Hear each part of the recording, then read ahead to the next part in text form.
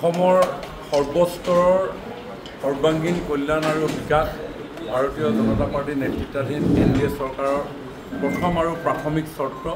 আৰু সেইকাৰণে আমাৰ চৰকাৰে প্ৰশাসনীয় সংস্কাৰৰ জৰিয়তে একোখন ডিষ্ট্ৰিক্ট জিলা নিৰ্মাণৰ সিদ্ধান্ত গ্ৰহণ কৰা হৈছিল। মাননীয় মুখ্যমন্ত্ৰী ডক্টৰ হিমন্ত বিশ্ব শৰ্মা ডাঙৰীয়াৰ নেতৃত্বত সমগ্ৰ অসমতে পৰ্যায়ক্ৰমে এই সমজিলাসমূহ ইতিমধ্যে গঠনৰ দিশে আগবাঢ়িছে আৰু আমাৰ ডিগবৈ বিধানসভা সমষ্টিক লৈও এটা সমজিলা ইয়াতে ঘোষণা কৰা হ'ল আৰু তাৰ কাম কাজ চলি আছে। সমজিলাৰ পৰিসীমাৰ ভিতৰত যাতে সকলো বিভাগৰ কাৰ্যালয়সমূহ স্থাপন হয় তাৰ প্ৰতি লক্ষ্য ৰাখি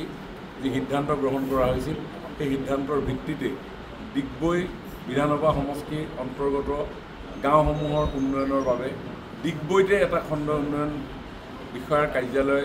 স্থাপনৰ সিদ্ধান্ত মৰ্মে আজি এটা নতুন ভৱন খণ্ড উন্নয়ন বিষয়াৰ কাৰ্যালয় হিচাপে আনুষ্ঠানিকভাৱে আজি উদ্বোধন কৰা হৈছে।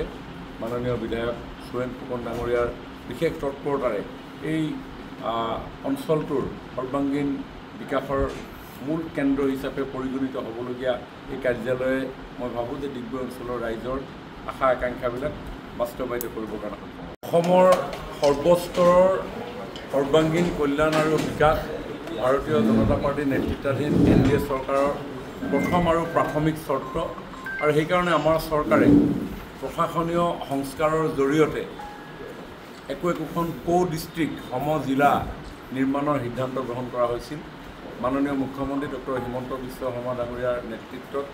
সমগ্ৰ অসমতে পৰ্যায়ক্ৰমে এই সমজিলাসমূহ ইতিমধ্যে গঠনৰ দিশে আগবাঢ়িছে আৰু আমাৰ ডিগবৈ বিধানসভা সমষ্টিক লৈও এটা সমজিলা ইয়াতে ঘোষণা কৰা হ'ল আৰু তাৰ কাম কাজ চলি আছে। সমজিলাৰ